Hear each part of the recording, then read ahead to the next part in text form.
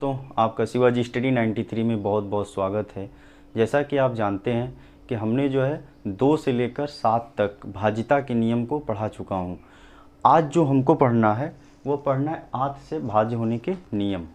तो थोड़ा सा आइए हम रिवीजन करते हैं। 2 से भाज्य होने के नियम क्या हैं? 2 से भाज्य होने के नियम क्या हैं? तो 2 से भाज्य होने के नियम होते हैं कि किसी भी संख्या के लास्ट में क्या हो, 0 हो, 2 हो, 4 हो, 6 हो और 8 हो। किसी भी संख्या के लास्ट में 0, 2, 4, 6, 8 आ जाए तो वह संख्या पूरी तरीके से 2 से भाज्य होगी। एग्जाम्पल के तौर देखिए, जैसे मान लीजिए 110, तो 110 इकाई के अंक पे क्या आ गया लास्ट में 0, तो ये संख्या 2 से भाज्य होगी। उसी प्रकार से जैसे मान लीजिए 122 है, इकाई के स्थान पे 2 आ गया। उसी प्रकार से सभी संख्याएं ये आएंगी लास्ट में तो संख्याएं 2 से भाज्य होंगी। और 3 से भाज्य होने के नियम क्या है? 3 से भाज्य होने के नियम कि कोई भी संख्या दी हुई और सभी अंकों को उनको जोड़ दें और 3 से भाग दे दें, यह संख्या 3 से पूरी तरीके से भाज्य हो जाएगी। एग्जाम्पल देखते हैं, जैसे मान लीजिए 123 दिया है, तो 123 में देखेंगे 3 से भाज्य है कि नहीं, तो हम सबसे पहले क्या करेंगे, 1, 2, 3 को ऐड कर दें और 3 से भाग देंगे। अगर यह 3 से भाग जाएगा तो पूरी तरीके से 3 से भाज्य हो जाएगी। तो हमने क्या किया है कि इसके पहले जो है पिछले वीडियो में 2 से लेके 7 तक पढ़ा चुका हूँ, तो आप पिछले वाली वीडियो में देख लीजिएगा। और इससे आगे हम जो है 8 से भाज्य होने के नियम पढ़ाते हैं। से भाज्य होने के नियम क्या होते हैं कि किसी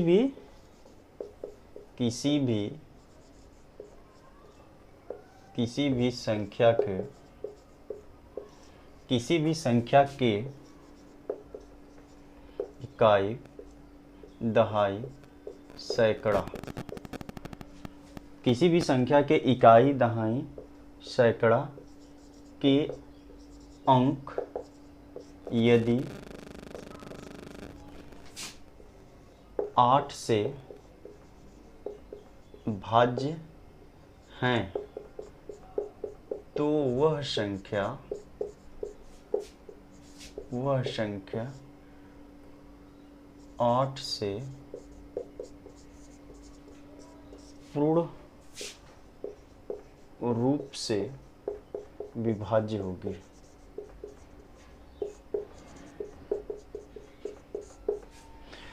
कह रहा है कि 8 से भाज्य होने के नियम कह रहा है कि किसी भी संख्या के इकाई, दहाई, सैकड़ा के अंक यदि 8 से भाज्य हैं तो वह संख्या 8 से पूर्ण रूप से भाज्य होगी। एग्जाम्पल देखते हैं। देखिए एग्जाम्पल कह रहा है कि 15, 12, 500, 512। तो हमें क्या देखना है, ध्यान देना है, हमें बस ध्यान देना है कि इकाई, दहाई, सैकड़ा, यानी इकाई, दहाई और सैकड़ा, इकाई, दहाई, सैकड़ा का अंक क्या है, 8 से विभाज्य होनी चाहिए। तो हमने देखा यहाँ पे कि 512 क्या 8 से विभाज्य है, तो मैं 5 ले गया, भाग देंगे तो 8 6 का 48 हो जाएगा। यहाँ पे यहाँ 3 हो जाएगा कट और यहाँ 2 उतरेगा, 8 चौक को 32, कैंसिल आउट। इसका मतलब ये है कि यदि इकाई, दहाई, सैकड़ा के अंक यदि 8 से भाज्य हो गए तो यह पूरी संख्या क्या है, 8 से पूर्ण रूप से विभाज्य होगी। ठीक है, आइए एक क्वेश्चन और देखते हैं। एग्जाम्पल जो है वह है 17, 21, 176। अब यह देखते हैं कि 8 से भाज्य है कि नहीं, तो वही नियम फिर लगाएंगे कि इकाई, दहाई, सैकड़ा, ये 3 अंक हैं, तो इन तीनों अंक को बस ध्यान देंगे। यदि ये 3 अंक 8 से भाज्य हैं तो इस पूरी तरीके से संख्या विभाज्य हो जाएगी 8 से। तो हमने क्या किया, 8 से 176 में भाग दिया, तो 8 दूनी 16, 1 6 यहाँ ले लेंगे, 8 दूनी 16, कट पिट। यानी इसका मतलब ये हुआ कि 172, 11, 76 क्या है, पूरी तरीके से 8 से भाज्य है। ठीक है, आइए 9 से भाज्य होने के नियम पढ़ते हैं। तो 9 से भाज्य होने के नियम ये होता है कि दी गई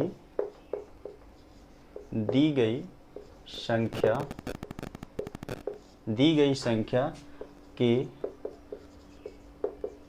अंकों का योग यदि 9 से भाज्य होता है, 9 से भाज्य होता है, तो यह संख्या 9 से पूर्ण रूप से विभाज्य होगी।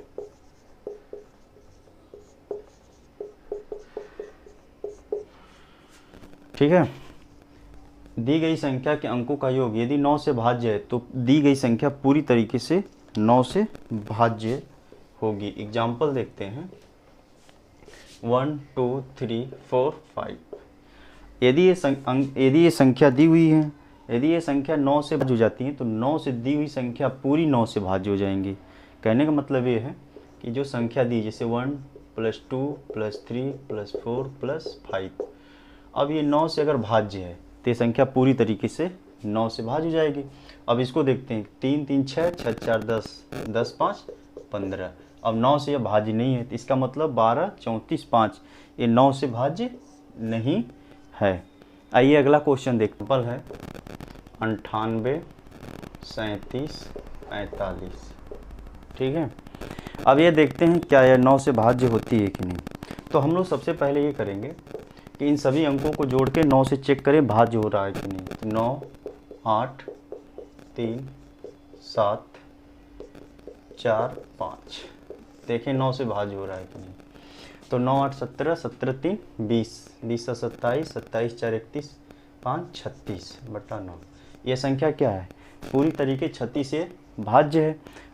अब जो है यह संख्या पूरी तरीके से क्या होगी, 9 से भाज्य हो जाएगी, क्योंकि अंक जो इसके थे पूरे क्या थे, 9 से भाज्य हैं। तो ये पूरी तरीके से अब यह संख्या 9 से भाज्य होगी। ठीक है, आइए अगले नियम पे चलते हैं। देखिए 10 से भाज्य होने के नियम क्या है। 10 से भाज्य होने के नियम होते हैं कि किसी भी संख्या के लास्ट में क्या आना चाहिए, 0 आना चाहिए। किसी भी संख्या के लास्ट में 0 आता है तो वह संख्या 10 से भाज्य होगी। ठीक है, 10 से भाज्य होगी। एग्जाम्पल इसका बहुत सिंपल है, कोई भी संख्या ले लीजिए, जैसे मान लीजिए 15 16 30। अब इसके लास्ट में क्या है, 0 आया तो ये पूरी तरीके से 10 से भाज्य हो जाएगी। अगला एग्जाम्पल देखिए, जैसे मान लीजिए 72 75 10। देखिए 11 से भाज्य होने के नियम हम पढ़ते हैं। तो 11 से भाज्य होने के नियम ये होते हैं कि दी हुई संख्या के यदि सम और विषम पे अंक जो आते हैं, यदि उनको जोड़कर सब्ट्रैक्ट करें, यदि या तो वो 0 हो जाए या तो 11 के गुणज के रूप में आए, तब वो संख्या क्या होती है, 11 से भाज्य होती हैं। देखिए हम पढ़ते हैं थोड़ा कि दी हुई संख्या के सम व विषम स्थानों के संख्याओं को जोड़कर घटा देने पर या तो 0 आए या 11 के गुणज के रूप में हो। दी हुई संख्या के सम व विषम स्थानों के संख्याओं को जोड़कर घटा देने पर या तो 0 आए या तो 11 के गुणज के रूप में आए। जैसे एग्जाम्पल हम देखते हैं, जैसे मान लीजिए दिया है 2 3 4 5 6 7 ऐसे दिया है। तो देखिए पहला अंक, ये पहला स्थान पे क्या है, ये सम है, ये सम है, ए विषम स्थान है, फिर सम है, फिर विषम है, फिर सम है, फिर विषम है। तो आप इस तरीके से इन अंकों को जोड़ लीजिए। अब देखिए अगर ये सम है तो फिर यहाँ पे ये सम हो जाएगा, फिर ये सम हो जाएगा। अगर यह विषम है, ये विषम है, तो ये विषम होगा, ये विषम होगा। तो इसको हम समझने के लिए देखिए सबसे सिंपल फंडा है कि एक अंक छोड़ दीजिए। जैसे ये है तो ये सम सम, अब अगला आता तो हम जोड़ते। तो इसमें एक सम की संख्या कौन कौन सी हो गई? सम की हो गई 2, 4, 6, और विषम की क्या हो गई? 3, 5, 7। तो विषम जो हो गया 3, 5, 7, इनको ऐड करिए तो 6, 6, 12 हो गया, और ये हो गया 3, 5, 8, 8, 7, 15। यदि अब इन दोनों को जो हमने सम किया है, अब इनको सब्ट्रैक्ट करेंगे। इनको सब्ट्रैक्ट करने पे यदि वह 0 हो जाए या तो 11 से भाज हो जाए, तो हमने 12 में से 15 सब्ट्रैक्ट कर दें या 15 में से 12 सब्ट्रैक्ट कर दें, तो यहाँ पे क्या आ जाएगा? यहाँ पे आ जाएगा आपका 3, जो कि न ये 0 है न 11 के गुणज के रूप में है। तो हम जो है ऐसे एग्जाम्पल देखते रहेंगे और आगे देखते हैं और एक आखिरी एग्जाम्पल तो समझ। आइए एग्जाम्पल देखते हैं। 50, 46, 69, 50, 46, 69 है। अब देखिए यदि आप इसको सम मानते हैं, ये अगर यह सम है तो ये 100% विषम होगी। आप अल्टरनेट पे सम विषम मानते रहिए, या तो आप इसको भी विषम मान सकते हैं, इसको सम मान सकते हैं, यानी अल्टरनेट पे सम विषम चलता रहेगा। अगर ये क्या फिर होगा? सम होगा, ये क्या होगा? विषम होगा। ठीक है, तो इन संख्याओं को पहले सम और विषम वाली संख्याओं को हम लोग जोड़ लेंगे। जोड़ने के बाद उसको सम और विषम की संख्याओं को सब्ट्रैक्ट कर देंगे। अब देखिए इसमें सम और विषम कौन कौन सी संख्याएं हैं।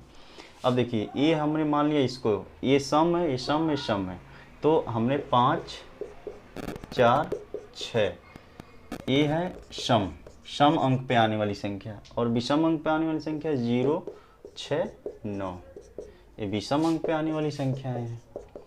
ठीक है, अब इनको जोड़िए, देखिए कितना आता है। 5, 4, 9, 6, 15। ठीक, इनको जोड़िए, 9, 6, 15। अब सम और विषम के संख्याओं को सब्ट्रैक्ट कर दीजिए, सम माइनस विषम। तो हमने सब्ट्रैक्ट किया, यहाँ 15 है, 15, तो 15 में से 15 क्या हो? 0। तो हमने बताया था या तो 0 आए या तो 11 के गुणज के रूप में आए। तो इस प्रकार जो है हम 11 से भाज्य के नियम पढ़ चुके हैं। दोस्तों हमारे वीडियो को लाइक करें, शेयर करें, सब्सक्राइब करें। जय हिंद।